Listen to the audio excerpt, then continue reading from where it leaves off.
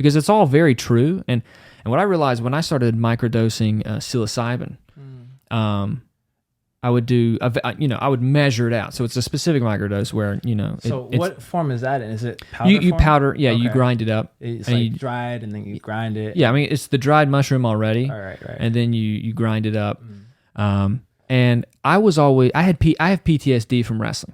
I believe it. Because wrestling's like growing up in the movie 300.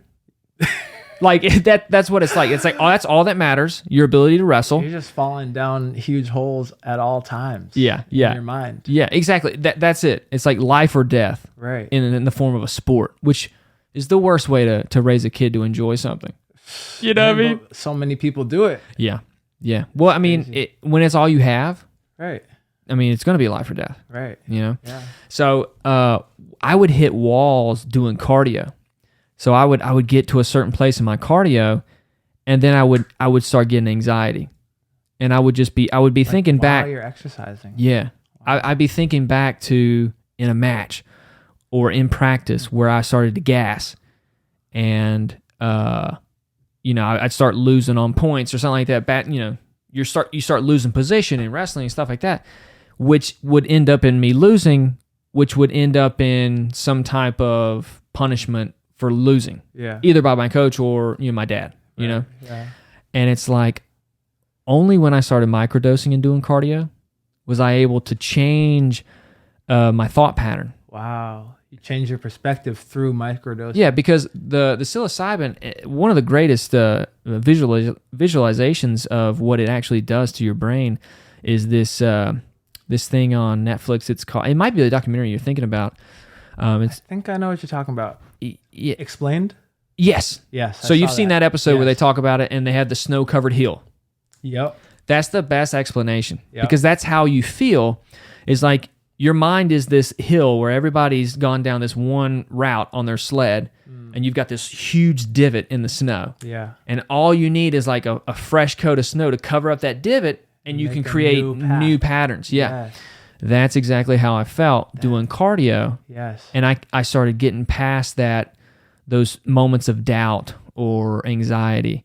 And I mean, dude, I sometimes run when I smoke just to get that savage mode, get like, let's grind, let's get back to it. But then also the microdosing so that I can actually enjoy it. Yeah. And be playful with it. Right. You know what I mean? Right. And I feel like if I were to make a business, okay, as a personal trainer, I would have all my clients microdose.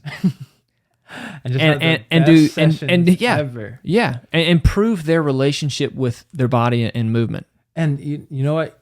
As personal trainers, it's more than just okay, we're going to do this exercise. We are actually trying to change their neural pathways to make different decisions.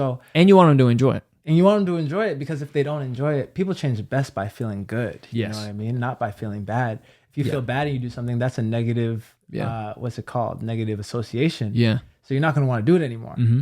If you feel good about what you're doing, you can then create those neural pathways so much faster. And then subconsciously, your life just gets better. Yeah. Like every decision that you made and going forward is going to be made based on these subconscious pathways that you've now created that you don't even have to try to make your life better. It's just happening. Your decisions are easily made now. Yeah. So I feel like that could be a great business, man. Well, I mean, I think it's the most honest. I think it's the most honest. Yeah. Because a lot of self-help is a lot of, and I think about this, like before psychedelics, people changed through rigorous restriction. Right. Yeah. Like, it's like, well, this one thing killed my father. He was an alcoholic and he had cirrhosis of the liver and died. I am never drinking. And my son is never drinking. My dad. It's all fear.